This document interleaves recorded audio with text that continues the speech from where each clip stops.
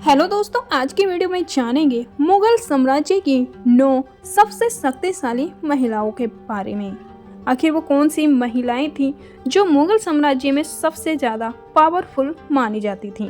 दोस्तों, इस जानकारी के लिए वीडियो के अंत तक जरूर बने रहें और जो न्यू यूजर है प्लीज सब्सक्राइब कर दें। चलो वीडियो शुरू करते हैं। मुगल साम्राज्य जो अपनी वास्तुकला के चमत्कारों और सांस्कृतिक उन्नति के लिए प्रसिद्ध था, 9 शक्तिशाली महिलाओं के लिए एक मंच के रूप में भी काम किया, जिन्होंने इतिहासकार के पाठ्यक्रम को महत्वपूर्ण रूप से प्रभावित किया। इन 9 महिलाओं ने, जिनमें से प्रत्येक ने अपने लचीलेपन और प्रभाव की अपनी कहानी बताई, मुख्य रूप से पुरुष प्रधान समाज में सत्ता की पेचीदगियों को संभालना। उनके योगदान में राजनीति, कला और सामाजिक सुधार शामिल थे, जो साम्राज्य की दिशा को आकार देने और इसकी सांस्कृतिक विरासत पर एक स्थायी प्रभाव छोड़ने की उनकी क्षमता को प्रदर्शित करते हैं। महारानी नूरजहां की चतुर राजनीतिक चालों से लेकर जेब-उन-निसा की साहित्यिक प्रतिभा तक उनका जीवन इतिहास के सबसे दुर्जेय राजवंशों में से एक है। 9 महिलाएं द्वारा निभाई गई परिष्कृत और आकर्षक अनदेखी की गई भूमिकाओं को एक झलक प्रदान करता है।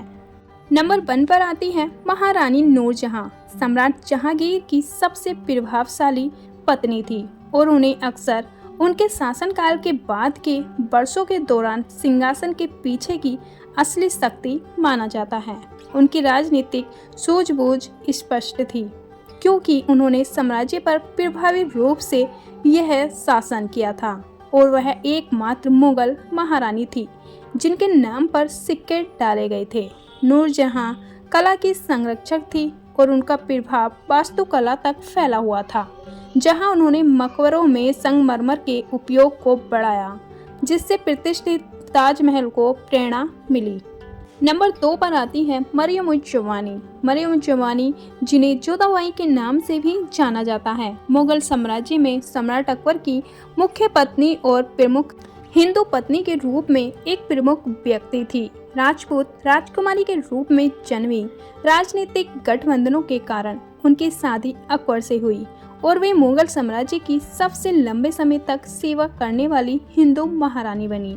अकबर से उनकी शादी ने साम्राज्य की धार्मिक और सामाजिक नीतियों में महत्वपूर्ण बदलाव किए, जो बहुजातीय और बहुधार्मिक साम्राज्य के भीतर अधिक समावेशी दृष्टिकोण को दर्शाता है।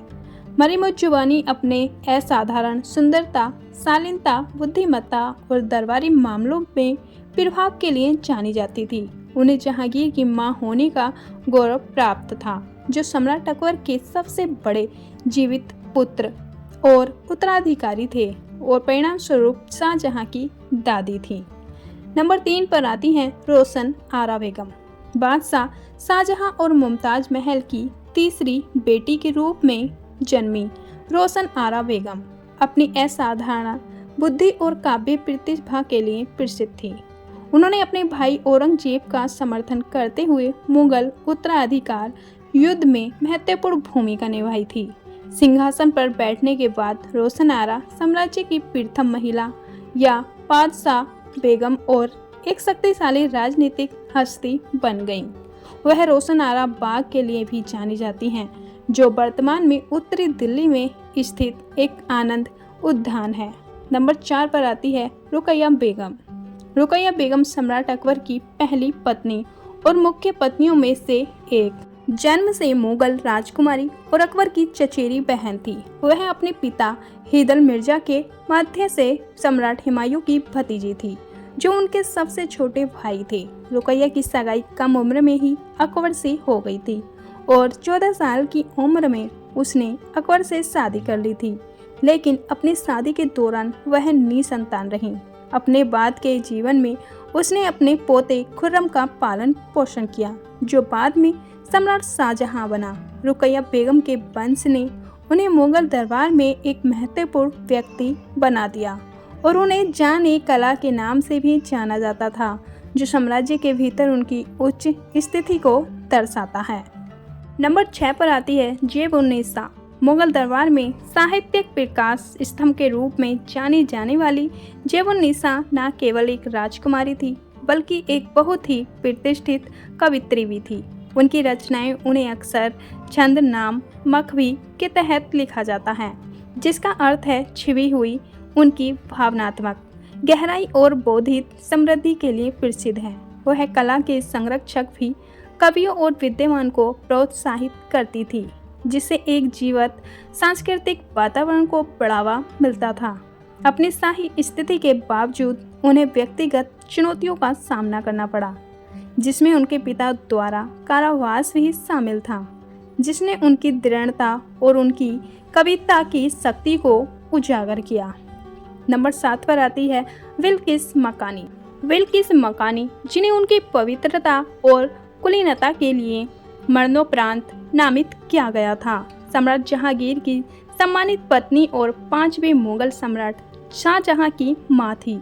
मानवती बाई के रूप में जन्मी वह मारवाड़ की एक राजपूत राजकुमारी थी। उन्हें मुगल दरबार पर उनके गहन प्रभाव के लिए जाना जाता था।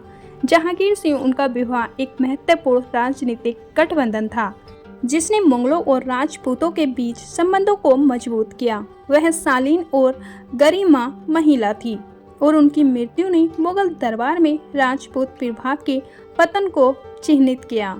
जहांगीर ने उन्हें बिल्किस मकानी की उपाधि देकर उनकी स्मृति का सम्मान किया, जिसका अनुवाद पवित्र निवास की महिला है।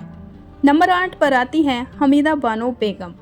बादशाह अकबर की मां के रूप में हमीदा बानो बेगम का प्रभाव व्यक्तिगत से कहीं आगे तक फैला हुआ था।